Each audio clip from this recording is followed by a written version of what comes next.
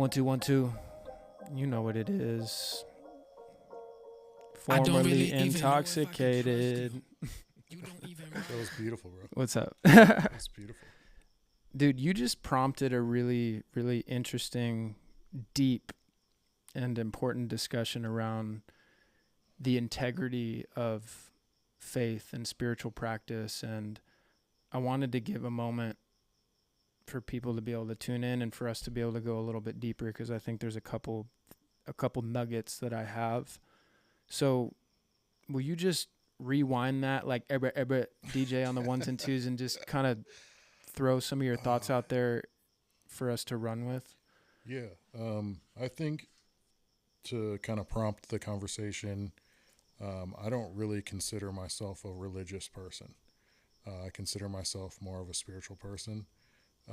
And that's not how I was raised. You know what I mean? I was raised in a Catholic church, and my family still extremely active in that church.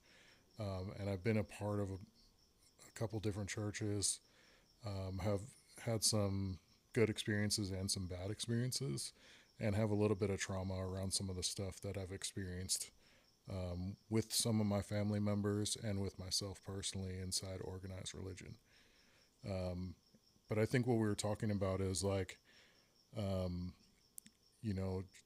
whether it's through a religious standpoint or viewpoint or spiritual, just having discernment around what you're seeing, right? Like how you're seeing people act, what you're seeing in churches or in organized groups of people meeting up and talking about religion, or even, I don't know. Am I on the right track of what you were talking about? Even within your own self, your own within mind, yourself, right? Yeah, your own consciousness, right. And what I was talking about before is like, I think our brain is just there as a tool to keep us alive at the most basic level. And in that, for me personally, I have like this voice that is in there that kind of tells me, don't do stupid things. Like I've learned over a lifetime of experience that if I do this thing, it's probably going to hurt me or kill me. Don't do that, right? Do something else. And then just trying to have the discernment between what my brain is telling me to keep me alive and what kind of spiritual messages I'm getting that are trying to keep my spirit or keep my soul healthy, if you will. So like trying to learn how to have discernment between a tool that's built into me, like my CPU, that's kind of just like learning over this lifetime of experience, and the messages that I believe I receive from, whether you want to call it like my ancestors or my creator, God, however you want to kind of label that. I believe I receive both of those things. Do you believe that it's possible to receive messages from the dark side, if you will, or like the enemy, like to be attacked and that type of thing? Absolutely. I spent years using crystal meth. And people that know, they know. The formula for that is 6 parts of one thing, 6 parts of another thing, and 6 parts of something else. It's an evil concoction that brings out the very, very worst in people. And I believe I was fully tapped into that very darkest side of myself for a long time. And that's a door that you can never, once you open it within yourself, you can never close that. Do you believe that? There. I do believe that. I believe that door is still there and it's still open to that dark side, because I still have flashes of like, like, man, you could just do this and get away with it. And for a split second, that's in my thought process, and I have to be like, well, I don't know where that came from, but that's not me anymore. Sure, yeah, and like, but that is something that I know is still in there, and it's still a door that was left open. Can I interject really quick? Please. Okay, so first of all, thank you for even going to this place and being willing to have this kind of conversation. So I want to challenge you in that space, because I know you in the time that we've been friends to be a man of character and a man of love and discipline and commitment. And I believe that God can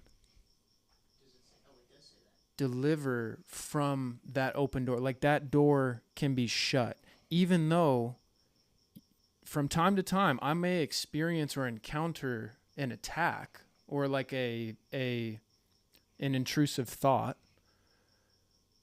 But I don't want you to carry that, bro. Like, I don't want you to invite that by saying like, hey, this door or this window is still open and I'll never be able to shut it.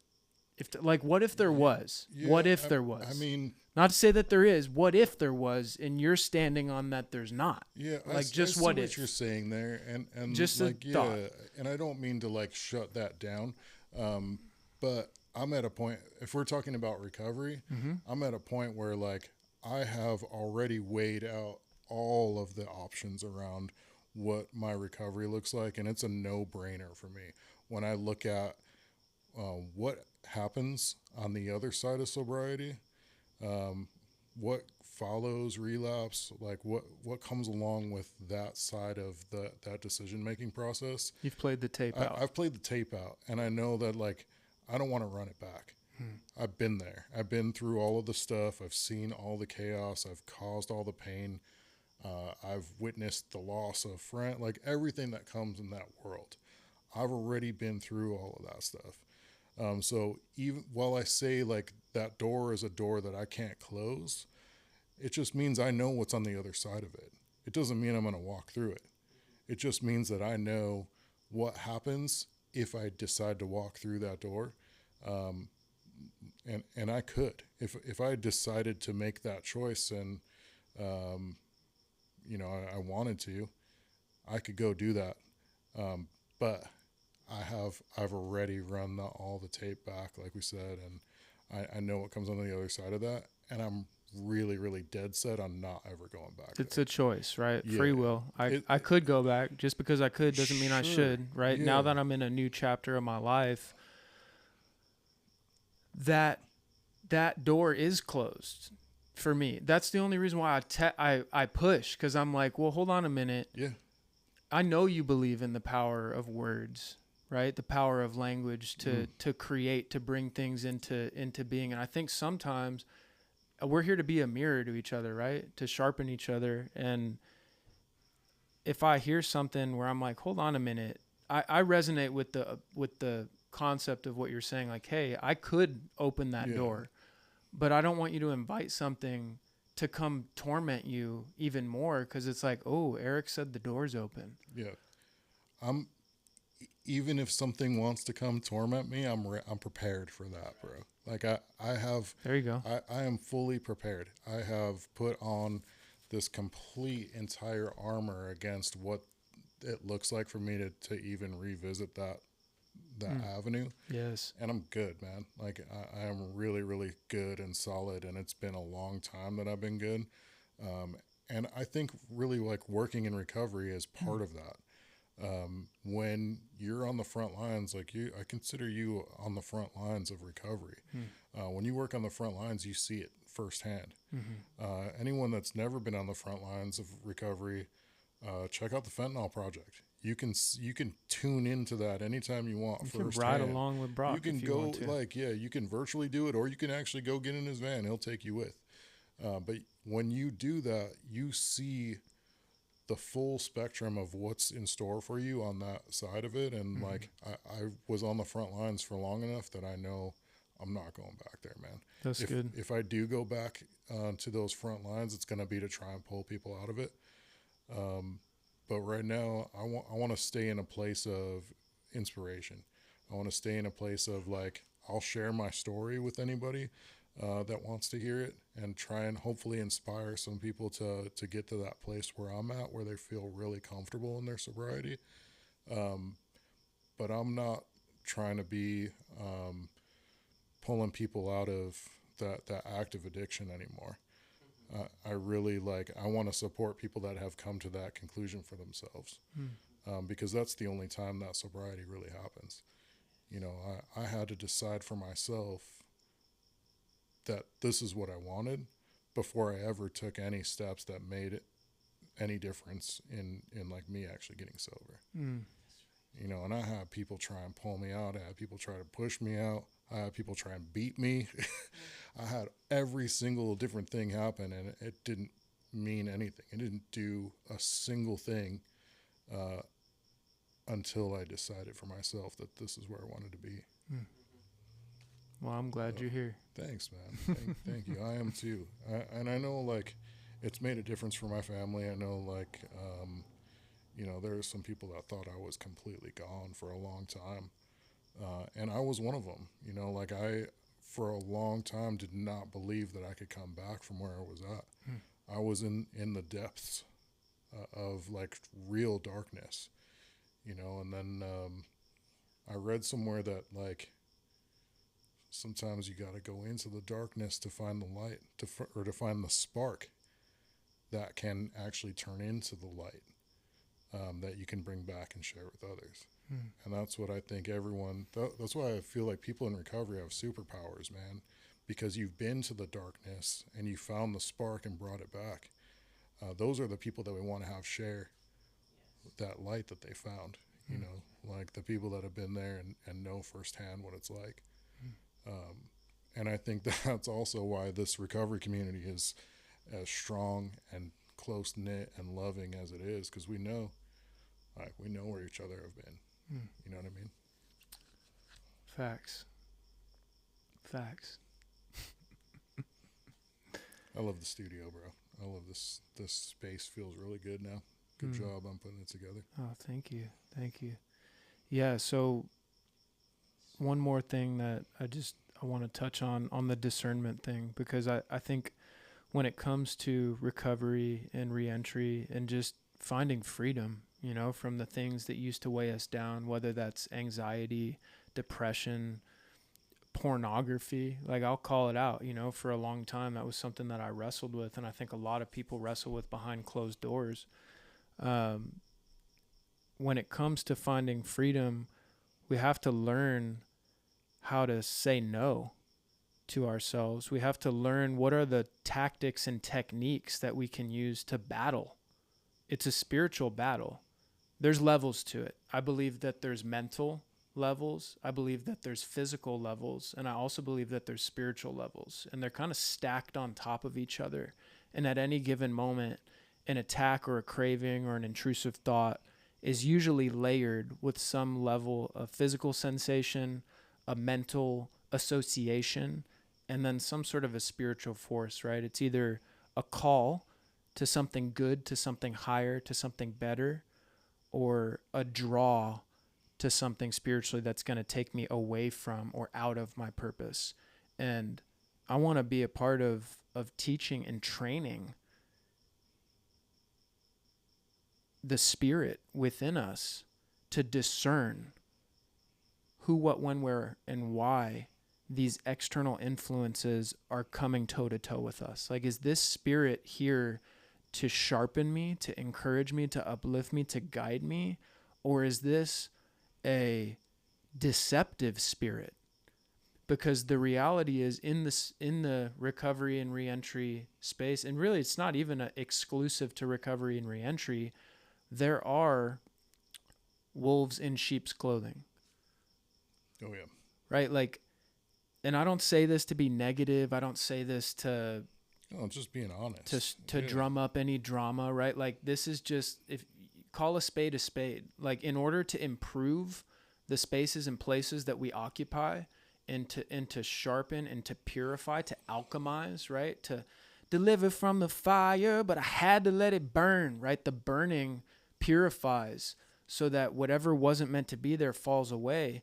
And the reality is, if you're anything like me, and you were masquerading, presenting as okay, as intending to be good, but the motive of your heart was distorted.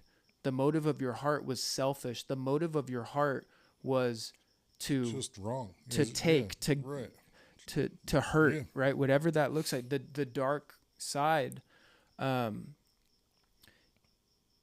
need to check yourself. Like for me, I came to a real depth of repentance and falling to my knees, not because someone told me to, not because I was pressured into it, but because I realized that there was this part of me that had gone for so long living this double life where I would present as well put together. I know how to dress well. I knew how to dress well. I knew how to talk well, but my heart was not in the right place. And as a result, I left a whole chemtrail of trauma, and just tearing up the lives of people that I had no business, damaging. And I pray for reconciliation. I pray that the damage that I caused would be made right somehow. I know it's not going to be by my strength and by my power. I thank God for his grace.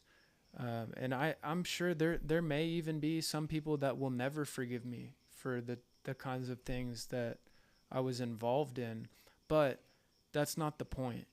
I think we extend grace and we extend forgiveness and we extend mercy and we try to make amends. We do the best we can when to do so would not injure them or others, right? Step 8. Because we don't want to cause more harm, right? Like the ministry of like reconciliation, coming back together to try to make things right is not about causing more harm. Like if to go back to the person that I harmed would cause more harm, just leave it, right? Like pray for them, wish them well. But I guess the point, bringing it back home to where your train of thought sparked me, is I want to train in the discernment of spirits so that when these thoughts are coming up or when these people are entering our places of community and business, like we're not here, we're here to welcome, we're here to uplift, we're here to create environments where people feel like they can discover their sense of expression and a deeper level of connection to community. But at the same time, we're here to protect the integrity and the safety of those places. And you mentioned that specifically in the Christian community and in Bible studies and in the prison reentry space, oftentimes Christianity can be used, or just religion in general, can be used as a cloak, if you will, to mask the true intent or motive, where scripture can be used to try to manipulate to get someone what someone wants or this or that. And yeah, look at any county jail. Go into any county jail where people are like waiting to go to court. They're waiting to go be judged, and you'll see countless Bible studies. You'll see countless rooms of people that all of a sudden found Jesus, and then they're proclaiming that, and they're going to go in front of the judge and say, hey, like, I'm a new man. I have found Jesus, and I'm going to live the rest of my life according to his word. And then if that judge is like, okay, I believe you, you're good to go ahead and go back out, be free, live a good life, praise Jesus. Do they, like, what was the intention behind that originally? Was their intention to manipulate that judge? Or was their intention genuinely to be like, okay, I'm awake, I see what I was doing, and I see that it was wrong, and I want to be a better human, I want to be a better Christian. Like, were they manipulating the system, or did they genuinely have that intention of like God help me be better? only God knows. Right. Right. That's another kind of discernment that I'm also trying to learn, and just seeing people for how they show up, how they act, what they do, how they live their life. Character and conduct. Exactly. Yeah. Their character, their conduct, like that's seeing, for me, that's the best way that I can interpret someone's intention, someone's intent, like, do they live that life that they're talking about?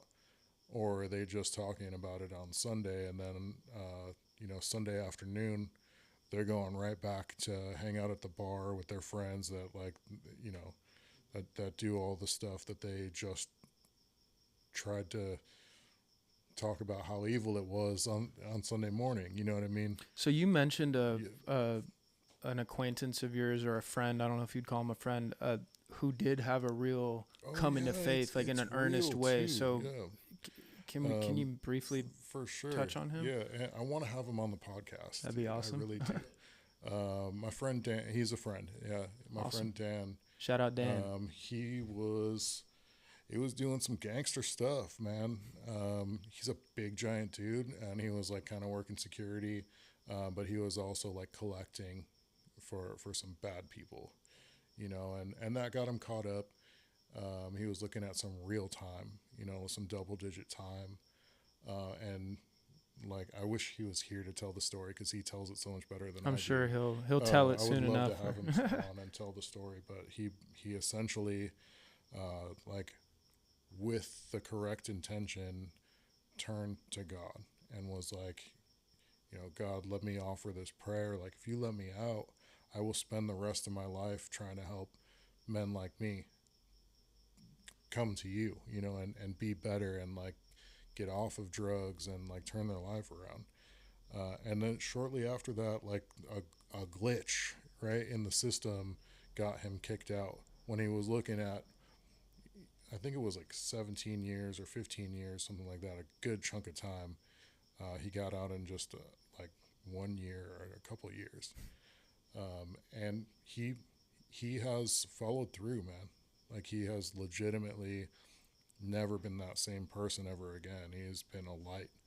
And when you meet him, you'll see, dude. Like, he's full of the Spirit. He's full of light, and it just shines through, and you can't deny it, And he is one of the real legitimate stories that I've seen of people who they have turned their life completely around, So what would you say to someone who may be wrestling with that, maybe realizing that their motive hasn't been pure, or they're coming to discover, wait a minute, I need to search my heart. Maybe I've been putting on a front or something of that sort, right? If redemption is real, if second chances and grace and mercy is a real thing, if that person was standing right here or listening on the other side of this screen, what would you say to encourage them to come to a place of change or transformation?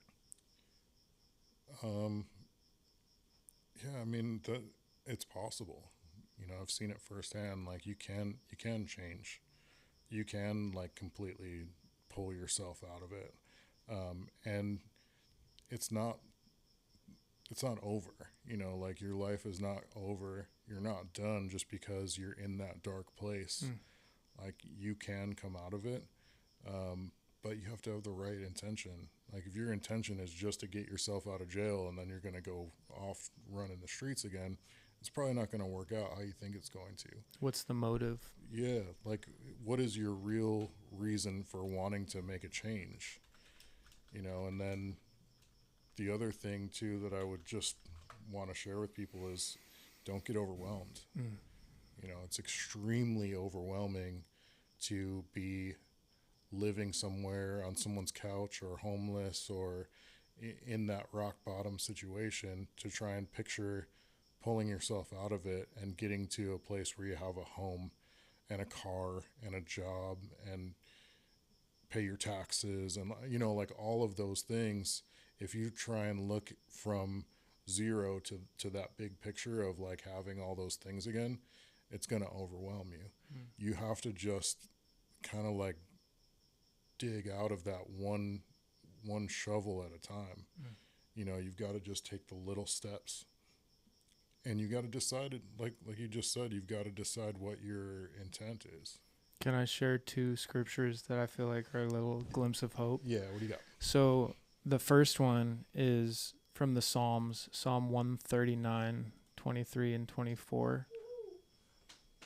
So this is where David is He's crying out to the Lord. He says, "Search me, God, and know my heart.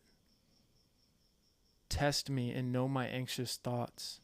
See if there is any offensive way in me, and lead me in the way everlasting." That is a call.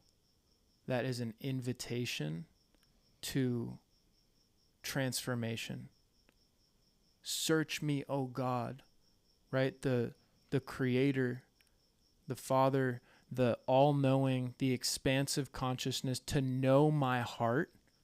I'm gonna expose myself here and say, hey, anything that is within me that shouldn't be here, if my intention has been misaligned, if my motive has been corrupt, test me.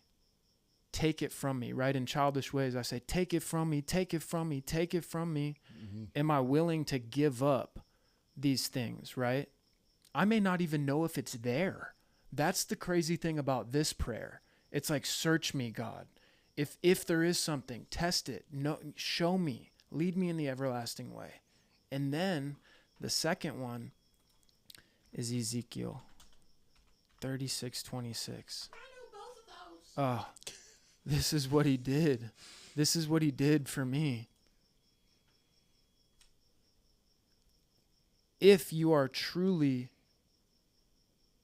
repentant, meaning that you want to turn the other way, not because you're being condemned or someone else is telling you that you're bad or this or that, or because of, to your point, manipulation, or someone's trying to get out of you something that they want or this or that, but because you're truly ready to change. Like you said, you came to that place where you were actually ready to change. This is what he did for me. He gave me a new heart, and he put a new spirit in me. He removed from me the heart of stone and gave me a heart of flesh that beats for something bigger than myself, where that selfish way is no longer driving me to live the way that I was living and act the way that I was acting and think the way that I was thinking. Now, if those thoughts come, they're almost foreign to me, where I still recognize them because it was what it was. It no longer is what it is because now he's made things new. Like for me, that's how I see it. But I think if someone's truly ready to change, but they realize that they've been putting on a front and manipulating, because that's a very real thing. I know people right now in my circle right now that are coming to realize how manipulative they've been. They're in the first few steps of their step work, and they've been honest with me saying, hey, that was really manipulative, and I'm sorry. Yeah. It's a huge step, though, to even acknowledge that. Huge. Yeah. Dude, that is like, it brings me joy to see someone come to that place where they're willing to be honest about the intention of their heart. And in our morning study, we talk about how one of our buddies, Justin, says, I want to see the receipts. Like, show me the proof, of your conduct and your character over an extended period of time. Like, it's great. I love to see the change of heart. I love that you're doing something new, but let's walk this out for a little bit. Let's see how this goes, because trust is something that when it's extended or mercy is extended or grace is extended and it's continually broken or manipulated, there has to be some level of consequence in order for the lesson to be learned. There's a lesson to be learned, right? Like, how do we create spaces where people feel welcome, people feel accepted, people feel safe to discover their way into a better life while also having boundaries and enforcing consequences? Yeah. The people that I see in this recovery community that are doing that really well are just real. They're just the realest people that you talk to. There's not any fake in them. You know what I mean? They have been through that manipulation process so many times in their own active addiction, and in like helping other people. They've seen the BS, if you will, so much that they're just like, dude, I don't have it in me to like, to go through all this crap with you, because I can see through it, and I think that's the key for us, and what we're trying to do here is we just got to be real, and I think we are some of the realest people that are doing this, and just like having genuine, honest conversations about the truth, and being real and admitting, the stuff that we've been through, and talking about why we believe what we believe, and I think that's the key. If you try and put on a front, and you try and like pretend like you're something that you're not in this part of the world, in the recovery community, everyone's going to see through it. If you're the one that's trying to help people fake their way through this so that they can get back out and go off running the streets again, you're not going to last. But if you're honest with people and you're like, hey man, I can tell you're not ready, come talk to me when you're ready. I'll be here. I have the tools for you. I got all the resources. I have experience. I can tell you what worked for me. But I know right now you're not there. Call me when you're there. That's an interesting perspective. I think being real, being direct.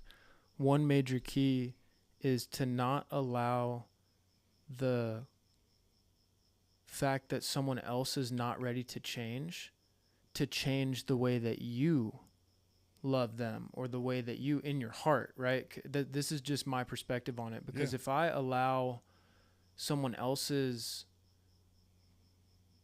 walk to change the love that I have for them, now it's becoming conditional and performance based. Sure. I can withdraw certain permissions or certain what would you call it? Like access. Yeah, access, right. or there's a word on the tip of my tongue. I can withdraw certain privileges, right? Like certain people have the privilege to come into my home because they've earned that trust, and they've demonstrated that they are people that respect. And then again, at times will welcome strangers into my home, and because they have yet to prove they're unworthy of the privilege. Sure. That took in a crazy drunk homeless guy. Yeah, it's, and I think that discernment comes into play here, right, as well. Yeah, spiritual discernment of like, interesting. This person has been led to me for some reason, and I think at times we may get a green light, right, in that inner spirit, that compass, if you will, that says, okay, you know what, this is right. But I think the key here that I want to like drive home, especially as like a direct service provider, as a peer support, as people who are like in the field. I know you said that you're really excited to work with the change makers, right? The change makers making change makers. Mm-hmm. Shout out Stand Together. I can't wait to learn more and connect more with Stand Together. But you're really excited to support the people that are making a difference on the ground floor. Yep. But I think for all of us, the important thing is to meet people where they're at, even if someone's motive is not quite there yet. Even if someone is still in that pre-contemplation stage of change, how do we love them and support them in a way that will get them onto the next step of their journey? And I think Brock does a great job of that. And you may not be the person. I may not be the person. But that's one of the miracles about being in a network of people in this community, is you might be able to direct someone towards a resource that can help them get onto the next step, even if it's just a little bit of shelter, a little bit of food, or connecting with the Fentanyl Project in Mesa or whatever. Like, there are levels to this where we can still help meet someone's need or try to encourage them on the way and be kind, even if they're not quite ready for change. Don't misunderstand what I was saying. That's not what I was taking it with, but I just felt like there was a little side branch. There was a branch here. There's definitely a thing there where like, dude, if you're gonna try and hustle me, like we're done. You know what I mean? There's a line. But there's a line there, and it's just because I've had that happen to me so many times working in this community that I've seen it all. You know, I've seen people like sell me a crazy story of how great they're gonna be, and then the first chance they get, they're back off and running. That being said, that doesn't mean like, and what I see Brock do all the time is like, hey, can we give you a ride to treatment? Or can we offer you any of these tools that we have that we know that has helped people? Like, do you want to get sober? Like, do you want to get off of the stuff that you're on right now? And if they don't, he gives them Narcan, or he gives, it's like, how can I meet you where you're at? Yeah, here's some water, or here's some food or whatever. Like, hey, good luck. I'm around. Like, we do this. If anything changes, you know where to find me. But he's never like pulling anyone into that van and like, you're going to recovery right now. You know what I mean? And that's what I'm talking about, is like, there's no like forcing someone into this, you know, and we can inspire, we can encourage. That's right. We can share our stories and like proof that you can do it. Like, if I can do it, anyone can do it, you know. If I can get sober and like get to a place where I'm in a stable home and I've got dogs, I've got a car and a truck, and I've got a really good job, and I've got a loving family. Like, if I can get back there after the dark place that I was in, anyone can do it, you know. But I had to really, really want it. I had to have, you know, it's kind of like what you're talking about in that psalm. I had to have a change of heart. I had to decide that there's nothing left for me on that other path. I'm going to try this other way, you know. And then after trying it for a long time, I got to a place where I'm never going back there, man. How long have you been sober? So if you want to talk about crystal meth, 20 plus years. And that was my drug of choice. It'll be, let's see if I do some math really quick, it'll be like 22 years. Actually coming up in July in 22 years. Hallelujah. Yeah. I struggled a little bit with alcohol. When I got divorced, I relapsed and drank a little bit for about 6 to 8 months. But I still like held on to that. Like, you know, I never smoked or never did meth ever again. So it just depends on how you want to look at it. I'm not one of the people that celebrates like recovery birthdays or like, you know, any of that stuff. I just kind of like closed that chapter of my life, and I don't need to look back on how many days or how many months or years or whatever I have under my belt. I just know I don't want to go back there. That's right.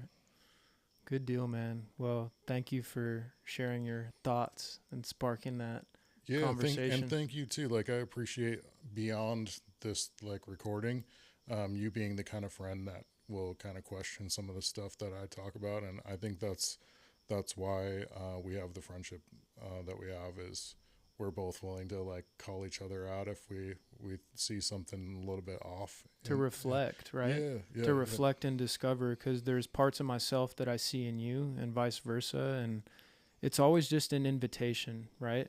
Like the same principle as inviting someone to take that next step into recovery or redemption. It's an invitation. You know, we want to invite people to reflect, to discover, to express, to connect, to come to a realization that redemption is real, not just through an explanation, but through an experience, through a life that is lived. And I'm excited to be able to walk that road with you and to have these kinds of conversations. So, yeah, and I think we got to keep talking about it. Yes. You know, like, there's people at all different stages of this that need to hear all different stages of these conversations. And I love that we're getting other guests to come on and talk about their take on it and give us their perspective, because I think that's important too. Agreed. Well, Should we close out this little segment with a exclusive preview of an unreleased song? What? Like if someone listened all the way to the end of this video, they get to hear the song that is. Oh man, and I get to hear it too. Let's go. Let's go. Okay. What you Okay. got? This song is called Inner Critic. It was written as a ponderance. It's a good word. I don't even think it's a real word, actually, as disappointing as that is. I mean, we could definitely not be We knew what you meant. We knew what you meant. Yeah, ponder. The noun of to ponder, right? Yes. Um, so I was pondering. I was pondering about that inner battle, you know, the discernment of spirits. The first line says, "I don't even know if I can trust you." It was like a voice that was questioning me, my spirit. I don't even know if I can trust you. You don't even write. I was in a season of not writing. You ain't even meditated in a minute.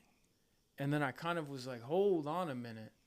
I'm going to have to go to battle with my inner critic. I've been getting sick of thinking, but I think I better think it through before I go and blow up everything I think I thought I wanted. Wait, I think I'm overthinking, and it's only been a half a minute since I had this thought. You're right where you are, stuck. Don't run from the dark, yeah. I need a hug. I can't wake up. They say they want what I got. But what if I'm not who they thought that I was? I don't think that I'm the only one that's dealing with the imposter syndrome. My God, free us all. Whoa. And then, oh man. I just have this vision of like an orchestra like playing there. You know those studios that I sent you or I showed you the Instagram of? Yep. Like just a live orchestra. Just All right, should we play it? Play it. All right. Inner Critic / Beast Mode signing off.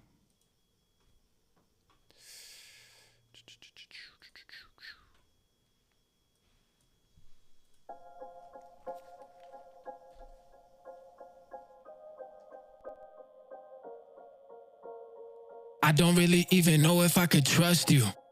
You don't even write, you ain't even meditated in a minute. I'ma have to go to battle with my inner critic. I've been getting sick of thinking, but I think I better think it through before I go and blow up everything I think I thought I wanted. Wait, I think I'm overthinking, and it's only been a half a minute since I had this thought.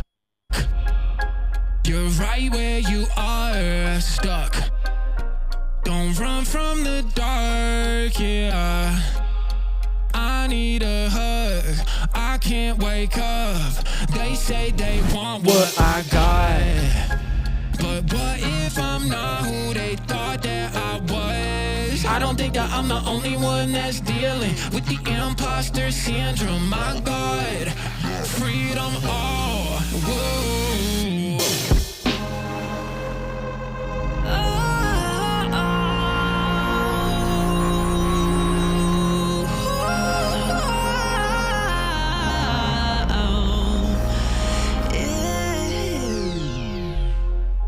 Devin was like, who was that? I was like, Hannah. He was like, that's not me.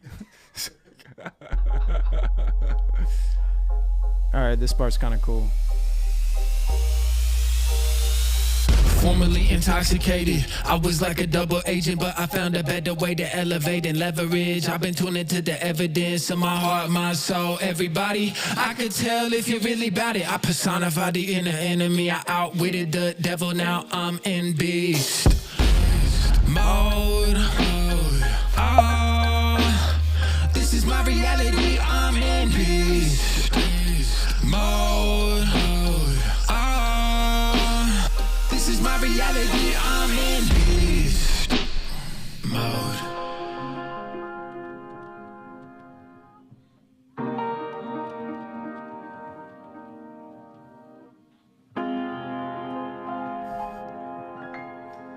Man, it's that type of record.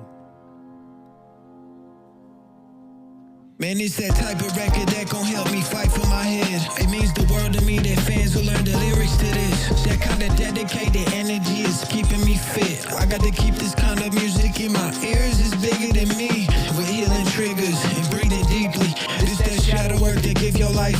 mean it, I'm preaching. I wouldn't be the man I am without my woes, but I know my people need me. Got to turn the page and activate my beast mode. They say the proof is in the pudding. What you do when no one's looking? Get a sneak at the show. Yeah, this the life we really live. The future generation really, really needs you to go. Beast mode, beast mode, beast mode.